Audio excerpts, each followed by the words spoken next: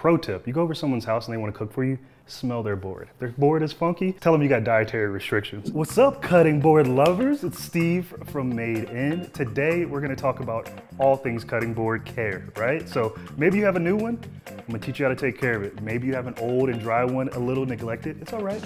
We're gonna take care of it today as well.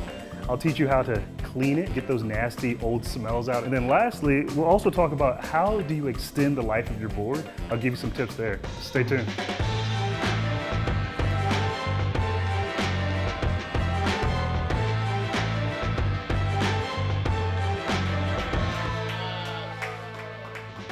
Here's what you'll need: dish soap, sponge, lemon, baking soda, cutting board oil and conditioner, paper towels, and your cutting board. Here I have some apples.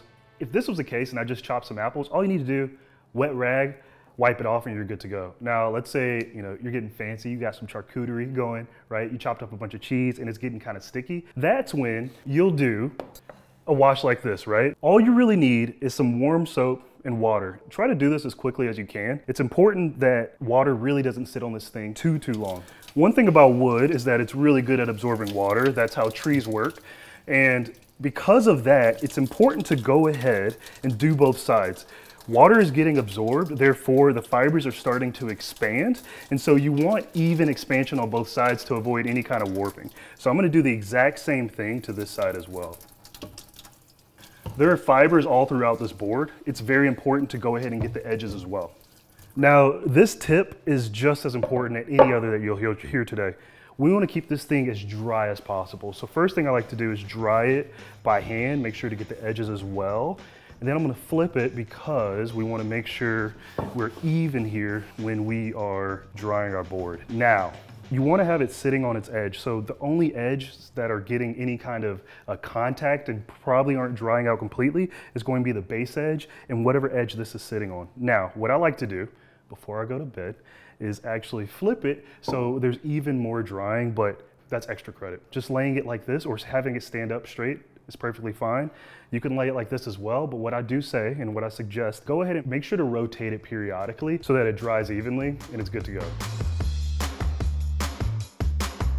This current situation is your board is smelly. Maybe you cut some onions. I'm gonna teach you exactly how to get those smells out. All you need, some baking soda and a lemon. We really only need half of a lemon, but for really tough smells, I like to go ahead and use both of them, all right? Go ahead and coat this whole bad boy with baking soda. You can also do salt. And just like this, I'm actually squeezing out the lemon as I try to coat all of the surfaces that I know has that funky smell, all right? So you'll notice that I'm only doing one side because there's really only one side with the smells, right? When I wash this off, you're gonna notice that I wash both sides. Reason being, we don't want warping, all right? So I'm gonna put just a little bit more baking soda on for this other lemon. Squeezing some of it out, really getting those smells out here. If you put a lot of baking soda, this will kind of become a science experiment, which is totally fine. You'll just be washing it off, but don't let it sit for anything more than a couple of minutes. Reason being is you gotta remember that this is still wood. It's gonna be soaking everything up. If there are some tough smells, you're gonna wanna let it sit there for a little bit. But again, remember, we don't want everything to be soaked into this board. I think this is good enough. I'm gonna go ahead and take this over to the sink and let's wash both sides. Same rules apply. Enough water to do the job, enough soap to do the job, and make sure to hit all corners, all right? So just getting it off, not allow any of those fibers to soak up too much water. And now, dry it by hand, make sure to get the edges as well.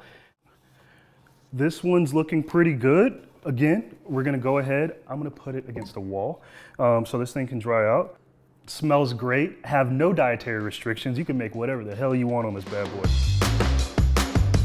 What we need to do is make sure we continue to moisturize this. If you rarely use it, I wouldn't wait any longer than maybe 5 weeks, maybe a month before I'm moisturizing this thing and actually putting oil on it. What you want to go for is a mineral oil. That's what I typically like to use. Anything that's food grade safe will work out just fine for you. You can even go to the pharmacy and find some stuff. Try to stay away from any kind of cooking oil, so like olive oil or like a vegetable oil or what have you. Those can go rancid, and like we said, the fibers actually in this cutting board will soak up whatever you put in there, and you do not want any of that to challenge the integrity of the board. This is completely clean, completely dry. What I'm gonna do is pour oil, a tablespoon or two here, something just to get me started and see how it coats. Get every single corner here. I'm actually gonna do the base as well. Don't worry about going over. What we're gonna do is wait and see what is not soaked up and wipe that off as well. Once you put too much oil on it, you'll get some that sits, and it's okay. We can go ahead and wipe that off. We wanna get it to the point where it's saturated. We're gonna go ahead and flip it. I'm gonna grab a towel just so it doesn't move around too much. But what I'm gonna do is go ahead and oil the back as well, now that all the sides are oiled. So put a little bit more on the bottom here. So we are just about done here. I'm gonna let this oil absorb overnight into the actual board itself. And just like with the other steps, we're gonna wanna make sure this dries completely. So what I do is lean mine against the wall. If you don't wanna do that, that's fine. Just make sure to constantly rotate so this thing is getting dry on all corners here. This is the next step, where you probably want to do this like, maybe once a month. It's using conditioner on your board. It may not look like I know a lot about conditioner, but this conditioner is really going to give your board a fighting chance to last forever. This is going to give you a protective coating that not only stops, food and the smells from seeping into the board, but it's going to give you that protective coating and allow it to not crack, which is going to be great for you. This is just a coating. Probably not going to use as much as you do with the mineral oil if you've been keeping up with it. Again, you want to make sure to coat all surfaces. If you prefer to make your own conditioner, you totally can. It's a mix with mineral oil and beeswax. You can go online, there's plenty of really good recipes out there. It's important to condition both sides. Now, I like to use this towel so it doesn't go dancing off the island, right?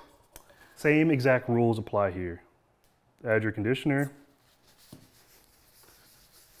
And just a nice coat will do. Typically for conditioner, the longer you wait, the better, but can't go wrong waiting overnight. It's that easy. We talked about cleaning a board. I taught you how to keep it nice and moisturized. Only other tip I would have is leave it out of the damn dishwasher. I will come and find you. That's it. Any questions, put them down in the comment box below. Please like, please subscribe so I keep my job, and catch you guys next time.